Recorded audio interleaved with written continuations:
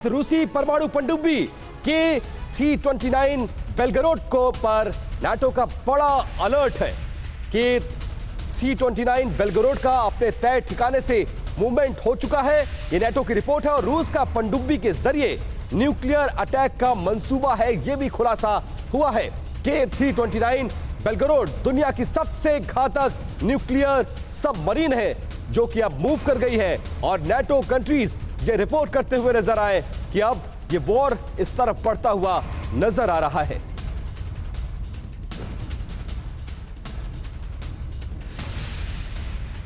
तो आशंकाएं बहुत सारी जताई जा रही हैं नाटो की तरफ से। और देखिए, हर बार जब भी पुतिन कोई मूव लेते हैं या उनकी सेना एक कदम आगे बढ़ाती है तो नाटो की तरफ से या अमेरिका की तरफ से सीधे विश्व युद्ध की कल्पनाएं की जाती हैं और उसके लिए फिर बयानों का सिलसिला शुरू हो जाता है। ये थ्रेट या ये जो बातें हैं ये कितनी रियल हैं इस पर भी हम बात करेंगे, लेकिन उसके पहले कयामत का हथियार यानी के 329 बेलगोरोड, जरा इसके बारे में भी हम आपको समझाने की कोशिश करते हैं। अचार सिर्फ खाने के लिए ही नहीं है, कमाने के लिए भी है। ये अचार के बिजनेस करके महीने के 5 लाख कमा रहे हैं। आपको भी ये करना है तो फ्रीडम ऐप को अभी डाउनलोड कीजिए। तो एक तरीके से न्यूक्लियर पावर प्लांट जैसा है, काफी केपेबल है। ये जो मेरे पीछे आप देख रहे हैं ये पूरा का पूरा एक हमने डिजाइन आपके लिए तैयार किया है। आप देखिए, इसमें हम ग्राफिक्स के जरिए बताते हैं कि इस पूरे पनडुब्बी में कहां क्या क्या चीजें फिट है। देखिए, nuclear power plant energy supply के लिए पूरे इस मैकेनिज्म को ऑपरेट करने के लिए 2 न्यूक्लियर रिएक्टर भी यहां पर मौजूद हैं। ये जो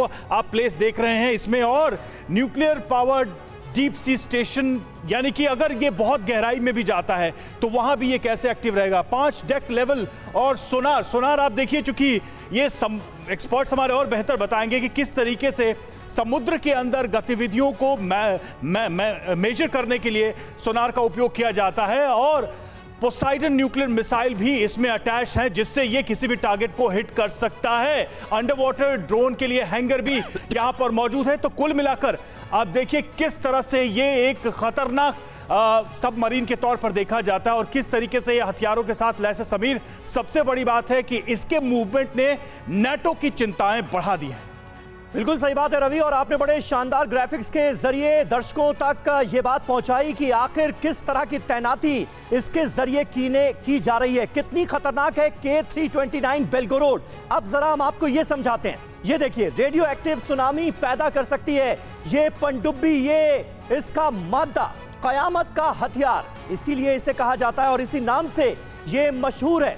80 फुट के 6 पोसाइडन न्यूक्लियर टॉर्पीडोज इस पर लगे हुए हैं। अटैक के वक्त 500 मीटर तक उछल सकता है समुद्र का पानी। 100 मेगाटन न्यूक्लियर पेलोड ले जाने में यह सक्षम दुनिया की सबसे लंबी महाविनाशक पनडुब्बी इसे ऐसे ही नहीं कहा जाता। पनडुब्बी का वजन 30,000 टन है। 1 किलोमीटर की गहराई तक जा सकती है ये पनडुब्बी।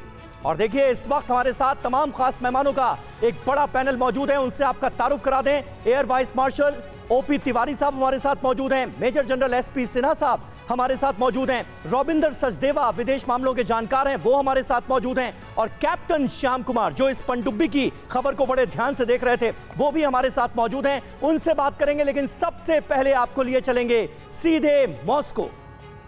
ये देखिए, मनीष झा हमारे साथ मौजूद हैं। मनीष, सबसे पहले आप ये बताइए, क्योंकि किस तरह की रशिया की तैयारी है, आने वाले वक्त में यह युद्ध कैसा विध्वंसक हो सकता है, इसको लेकर तमाम खबरें हम अपने दर्शकों तक पहुंचा रहे हैं। लेकिन रूस में पिछले कुछ दिनों से रहकर आपने क्या महसूस किया? तमाम खबरें यह भी आ रही हैं कि रूस का एक वर्ग व्लादिमीर पुतिन के इस जंगी फैसले के खिलाफ है, बगावत के सुर जो हैं वो उठने लगे हैं। ऐसा कुछ भी पिछले कुछ दिनों में आपको नजर आया क्या? देखिए समीर, सोमवार की सुबह इच्छा तो यही थी कि मैं आपको कुछ अच्छी खबरें देता, लेकिन रूस के हालात मुझे अच्छी खबरें देने की इजाजत नहीं दे रहे हैं। तो सबसे पहले टीवी 9 के कैमरे पर हम यहाँ के आसपास के दृश्यों को बताते हुए ये भी संदेश देने की कोशिश करेंगे कि बीते 2-3 दिन में मैंने मॉस्को में क्या देखा, समझा। तो देखिए, सबसे पहले तो आसमान में काले घने बादल छाए हुए हैं जिसकी वजह से दिन के वक्त में भी अंधेरा छाया हुआ है। यही फिलहाल रूस के युद्ध को लेकर हालात हैं। अगर आप कहें तो एक तरफ जहां रूस ने पार्शियल मोबिलाइजेशन का ऐलान किया, लेकिन आपने बिल्कुल सही कहा कि बहुत सारे लोगों जगह पर, बहुत सारे क्षेत्रों पर इसके लिए लोग खुश नहीं हैं। पुतिन के पॉलिसी का वो विरोध कर रहे हैं और उसकी बहुत सारी वजह हैं। एक वजह तो ये भी है कि लोगों का कहना है कि इसमें जो भर्तियां की जा रही है वो भर्तियां मॉस्को या सेंट पीटर्सबर्ग या बड़े क्षेत्रों से नहीं की जा रही है, बल्कि जो गरीब इलाके हैं उन गरीब इलाकों से भर्ती की जा रही है, क्योंकि आखिरकार सीमा पर लड़ने के लिए इन्हें वही गरीब नौजवान चाहिए जो कि अपनी शहादत दे सकते हैं। वहीं दूसरी तरफ जो इनका नैरेटिव बनाने वाली संस्था है, जो ठीक मेरे सामने में आप देख रहे हैं, ये रूस का विदेश मंत्रालय है और यहाँ से जो नैरेटिव बनाने की बात हो रही है वो एकदम नेगेटिव नैरेटिव बना रही है। देखिए, रात में मैं क्रेमलिन के कुछ लोगों से मिल रहा था, उनसे बात कर रहा था और बात के दरमियान उन्होंने लगातार बिना किसी हिचक के बारंबार परमाणु इस्तेमाल करने की बात कही।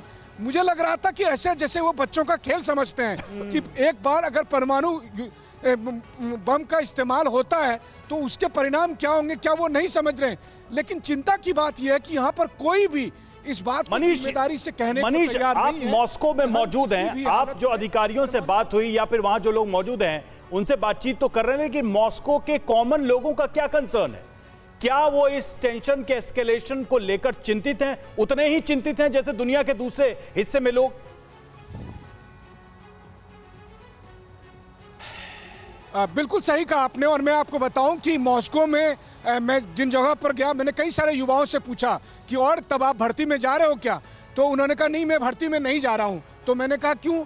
तो उन्होंने कहा देखिए, सबसे बड़ी बात यह है कि अगर हमारे देश पर किसी ने आक्रमण किया होता तो फिर मैं अपने देश की रक्षा करने के लिए जान देने को तैयार था, लेकिन हमने किसी दूसरे देश पर आक्रमण किया है और उसकी भी जरूरत नहीं है। तो यही वजह है कि यहाँ के लोगों में भर्ती को लेकर वैसा उत्साह नहीं दिखता है। बिल्कुल मनीष, आप ठीक कह रहे हो। वो तस्वीरें भी हमने देखी कि कैसे लोग पुतिन के इस फैसले से नाराज थे और रूस अपना देश छोड़ करके जा रहे थे। पलायन की खबरें भी और तस्वीरें लगातार हमने देखी है। अचार सिर्फ खाने के लिए ही नहीं है, कमाने के लिए भी है। ये अचार के बिजनेस करके महीने के 5 लाख कमा रहे हैं। आपको भी ये करना है तो फ्रीडम ऐप को अभी डाउनलोड कीजिए।